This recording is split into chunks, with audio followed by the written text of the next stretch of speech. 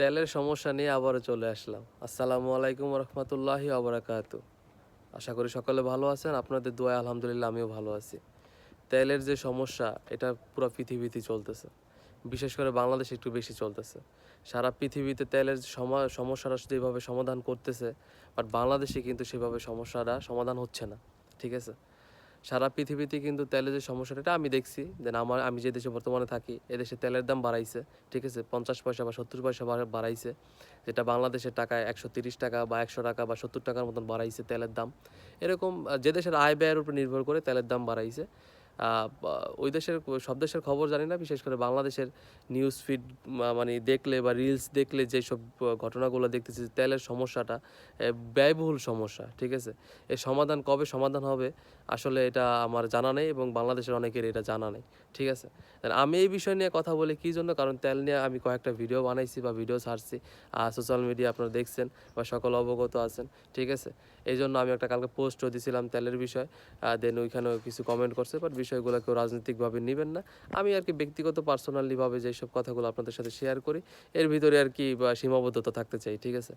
যাই হোক, এখন বাংলাদেশে দেখছি আমি কিছু ক্ষমতাবান ব্যক্তি, তারা ২ লিটারের জায়গায় ২০ লিটার তেল নিতেছে। ঠিক আছে?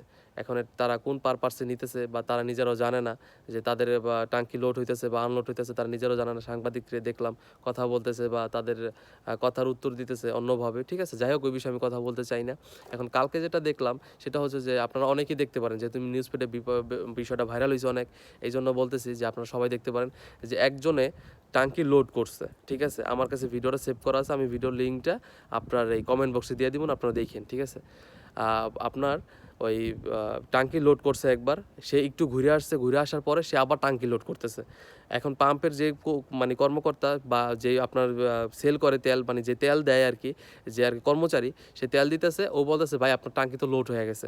ও বলতেছে তেল ডাল বেটা, এত বছর তেল আসে নাই, সেই মানে এতদিন তেল আসে নাই, তেলের লেগে অনেক বুকছি, তেল ডাল আছে, তেল হালাই, মানে কেমন জানি দাপট দেখা কথা বলতেছে। বা এগুলো থেকে বিরত থাকেন। দেশে তেলের সংকট, তেল নাই। ঠিক আছে? আপনি যদি তেলটা নষ্ট করেন, আরেকজন পাইতেছে না। বহুত সিরিয়াল, অনেক বড় সিরিয়াল ভাই। ভিডিওটা দিতেছি, আপনারা দেখবেন। সমস্যা নেই যদি আমি কথা ভুল বলে থাকি, তাহলে এটা মানে আপনারা বলবেন যে ভুল যদি বলে থাকি। ঠিক আছে? বাট এরকম ঘটতেছে, বাট আপনারা সবাই দেখতেছেন। ঠিক আছে? সোশ্যাল মিডিয়ায়। ওকে, এগুলো থেকে যদি বিরত থাকা যায়, অন্ততপক্ষে একটু হইলেও তেলটা সেভ হইব। ঠিক আছে ভাই?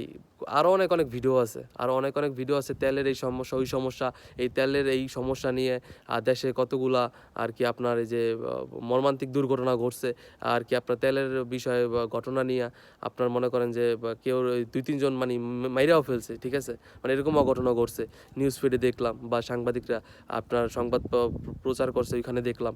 ঠিক আছে? এগুলো থেকে ভাই বিরত থাকার চেষ্টা করেন। দেশটারে আপনারা শান্তশিষ্টভাবে পরিচালনা করেন এবং আপনারা সচেতন হন, সচেতনভাবে মানে চলাচল করেন এবং দেশের ভিতরে আরও অনেক সমস্যা হচ্ছে, এগুলো সমাধান করার চেষ্টা করেন। ঠিক আছে? মানে যেসব কাজগুলো আর কি ঘটতেছে, মানে এইগুলো নিয়ে কথা বলতেছি, বাকি সব কথাগুলো বাদ। ঠিক আছে ভাই? কেউ কোনো আমার কথাগুলো কেউ খারাপভাবে নিবেন না বা কেউ ভাই রাজনৈতিক প্রেক্ষাপট বা ব্যক্তিগত প্রেক্ষাপটভাবেও নেবেন। আমি বলতেছি, আপনারা শুনতেছেন, আপনাদের ভালো লাগলে মন্তব্য করবেন, ভালো না লাগলে ভাই ইগনোর করবেন। এটা যার ব্যক্তিগত ব্যাপার। ঠিক আছে? এটা ব্যক্তিত্ব স্বাধীনতা, এক কথায় বলতে যা। ঠিক আছে? এখন মানে এই যে কথাগুলো বললাম আপনাদেরকে, আপনারা ভাই সোশ্যাল মিডিয়া দেখেন এই সমস্যাগুলো হচ্ছে কি না। ঠিক আছে? যাই হোক, আমার কথাগুলো কেউ খারাপভাবে নেবেন না এবং যদি কোনো ভালো মন্তব্য করতে মন চায় ভাই করবেন। আর যদি বেশি মন্তব্য করতে মন চায় তাহলে ইনবক্সে আমাকে মন্তব্য করবেন। ঠিক আছে? তো সবাই ভালো থাকবেন, সুস্থ থাকবেন। আসসালামু আলাইকুম।